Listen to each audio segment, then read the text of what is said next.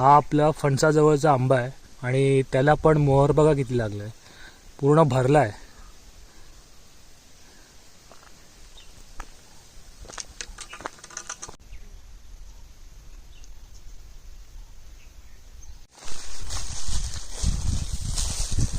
आता वातावरण बघा कसं झालंय, थंडी पडतीये, गवत पण सुकलाय आणि आता ना हळूहळू झाडांचे नदी पानगळ पण सुरू होईल आणि कवल तोडायला पण चालू करतील. हा आता आपल्या इकडे एक समोर आंबा आहे, त्याला पण मस्त मोहर लागलाय.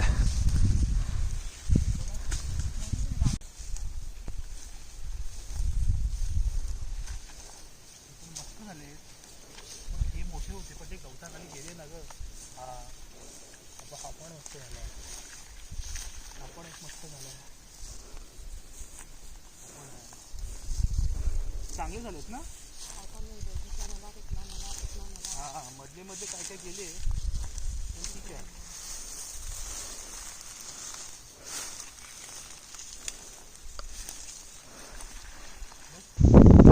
मंडळी आता मी गावाला आहे आणि गावाला आता थंडीचा सीझन चालू आहे आणि मस्त खूप थंडी पण पडते आणि चराई झाल्याच्या नंतरला ना आता हा गवत आहे तो गवत पण सुकला आहे. मे बघा मस्त त्याला एकदम असं सुकून गेलं गवत वगैरे पूर्ण. आणि आपण गेल्या वर्षी पावसामध्ये काजू लावलेले, जवळजवळ एक 100-150 तरी काजू आपण लावलेले, तर तिकडेच आपण त्या ठिकाणी आता आलो आहे आणि काजू बघा जगले आहेत बऱ्यापैकी, ऑलमोस्ट बऱ्यापैकी सगळे काजू जगले आहेत हे बघा. आणि आता आपण ते बघायला पण आलो आहे आणि बेसिकली त्याच्या बुंदाखाली जो गवत असेल ना, आजूबाजूला जो गवत असतो तर तो गवत काढायचा आहे जेणेकरून ते व्यवस्थित त्यांना वाढ होईल, त्याच्यासाठी आपण आलो आहे. आणि इकडे मागे पण तुम्ही बघाल ना तर त्या साईडला पण आपले काजू आहेत, ते पण काही गवत काढलेलं आहे आणि काही गवत काढायचं आहे अजून. ते पण बघा किती मस्त झाले.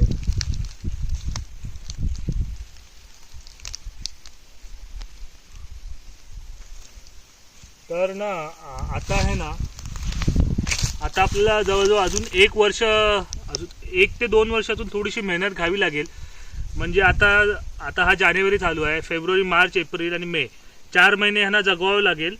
पाणी आपण घालणार नाही, पण 4 महिने ह्यांना ना गुरांपासून असेल खातील तर ह्यांना असं थोडंसं काट्या वगैरे लावून कुंपणासारखं करावं लागेल. त्याच्यानंतर परत पावसाळा चालू होईल तर हे सगळे आपण रोपं केले होते ते गावठी काजूची रोपं केलेली आणि त्यांना वाढ पण मस्त झाली आहे. तिकडे आई पण आली आहे. आता आम्ही जातो, एक कोयती वगैरे आणली आहे तर गवत काढून घेऊया, चला.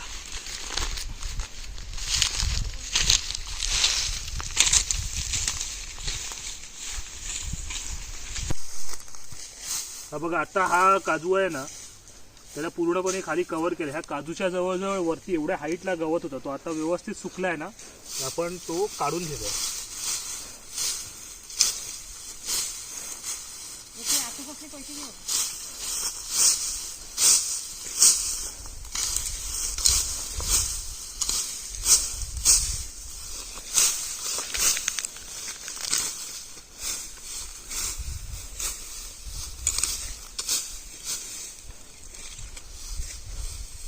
असे आपल्याला सगळे आता एक एक काजू आहेत ते व्यवस्थित क्लिअर करायचे.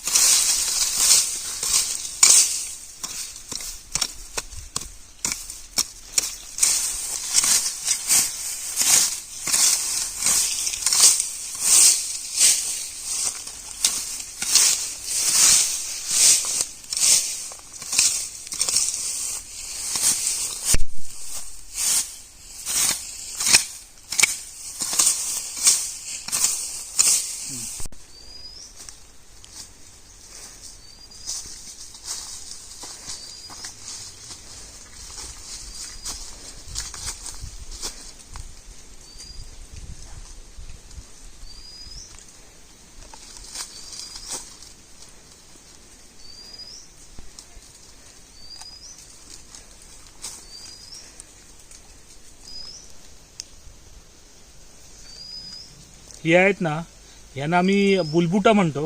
आता हा सीझन आहे यांचा, तर ही आपण खाऊ शकतो. हे बघा, पिकले चांगली आणि भरपूर लागलेत. हे पूर्ण ह्या फांदील्या आहेत. इथे आहेत, तिकडे मागे पण आहेत. चला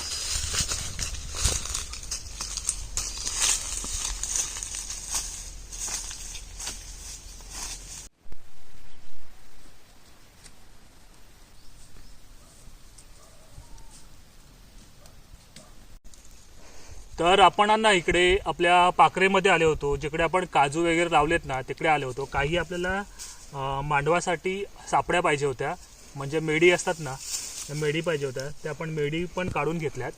आणि ना ह्या वेळेला तुम्ही आंबा आणि काजूचा जर सीझन बघाल ना तर तो मस्त आहे. कारण मोहर धरल्या सगळ्या, काजू असतील आंबे असतील त्यांना, आणि तो सीझन चालू आहे. पण यंदा काजूला पण खूप चांगला बहर आला आहे आणि मोहर पण, आंब्याला पण मोहर चांगला आलाय. तर इकडे पण तुम्ही मागे हा आंबा बघा, रायवळी आंबा आहे, त्याला पण बघा किती मोहर लागला आहे.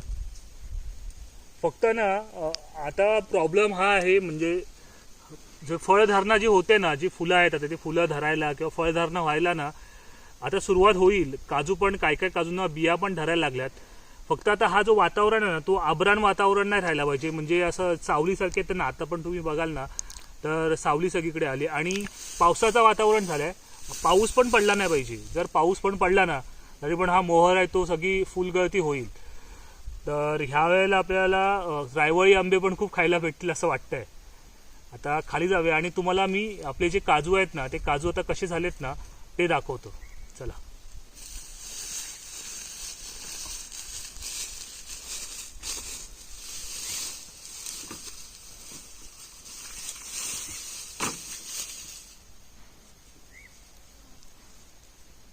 बस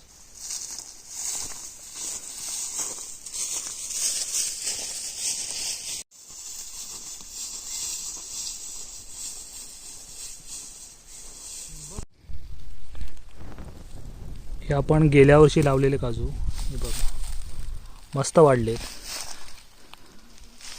हा इथे पण आहे. आता आपण ना याच्या जे बुंदामध्ये गवत होता सगळा तो गवत काढून घेतलाय आणि आता इकडे पुन्हा थोडासा गवत टाकायचा, जेणेकरून जो आता खार पडते किंवा दव पडतो ना, त्या दवाचा पाणी त्या गवतावरती राहतो आणि मग ती जागा आहे जमीन ती ओली राहते. हा बघा, हा इकडे एक आहे, आणखी हा इथे एक आहे.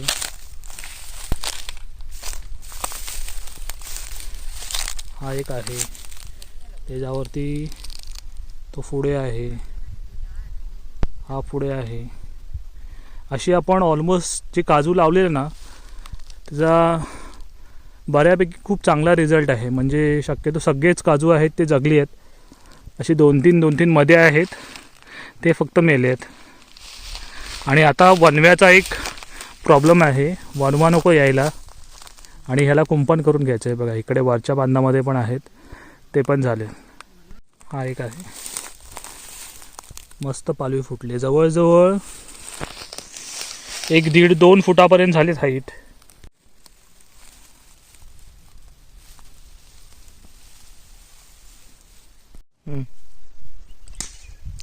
आता आपण जे हे काजू लावलेले ना ते त्यांची हाईट बघा, जवळजवळ 1-2 फुटापर्यंत झाली आहे.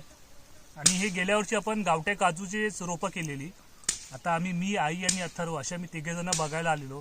आता गवत पण सगळीकडे सुकलं आहे, तर आपण त्यांच्या मुळापाशी जो गवत होता तो गवत सगळा काढून घेतला.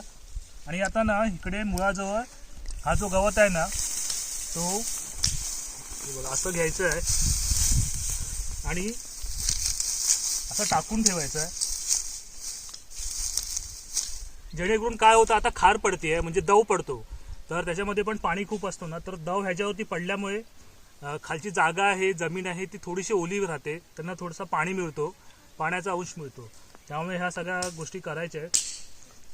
आता आपण गेल्या वर्षी लावले काजू, आता वाढलेत, आणखी 2 वर्ष मेहनत घ्यायची आहे. फक्त आपल्याला वनवा कुणी लावला तर त्याच्यासाठी वाचवायला लागेल त्यांना त्याच्यातून, आणि कुंपण करावं लागेल. असं काट्यांचा एक कुंपण पण करून घ्यावं लागेल. तर हे काजू आहेत ना आपल्याला 3 ते 4 वर्षामध्ये आपल्याला ह्याच्यापासून उत्पन्न मिळू शकतो. तर अशी आपल्या काजूंची कंडिशन आहे. आता अजून वर्ष पण झाले नाहीत, आपण हे जूनमध्ये लावलेत, एक 7-8 महिने झाले असतील, त्याच्यामध्ये हे एवढे मस्त प्रोग्रेस झाली आहे. भारी वाटतात ना. बघा मागे पण बघा, पूर्ण जो प्लॉट आपण केलेला ना सगळं व्यवस्थित झाला आहे.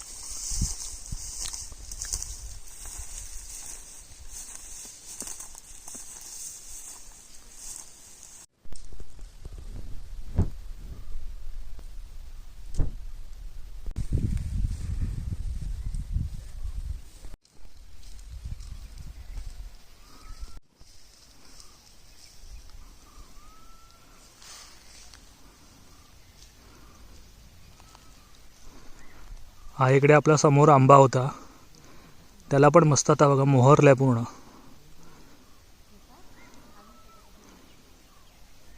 ही गोष्ट मी म्हणत होतो. आता हा काजू आहे ना, त्याच्या बाजूने मी पूर्णपणे गवत सगळं काढून घेतलं आहे आणि त्याच्या बुंदाजवळ पुन्हा गवत आणि असा टाले असतील, म्हणजे जो झाडाच्या फांद्या आहेत छोट्या छोट्या, त्या सगळ्या टाकल्या आहेत, जेणेकरून जेव्हा वरून आता सकाळचा ना थोडासा ओलावा असतो, म्हणजे खार पडते, पारू पडतो किंवा दव आपण असं म्हणू शकतो, तो त्या गवतावरती पडल्यामुळे तो पाण्याचे जे थेंब आहेत त्याच्या मुळाला भेटू शकतात. जमीन आहे ती जमीन बेसिकली ओली राहते, थोडंसं मॉइश्चर राहतो, त्यामुळे ह्या सगळ्या गोष्टी आम्ही करतोय. हे बघा इकडे पण केलेले आहेत.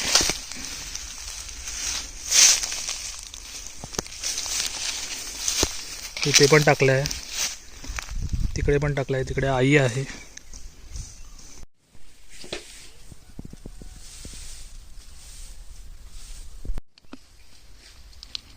आंब्याला मोहर लागलाय मस्त.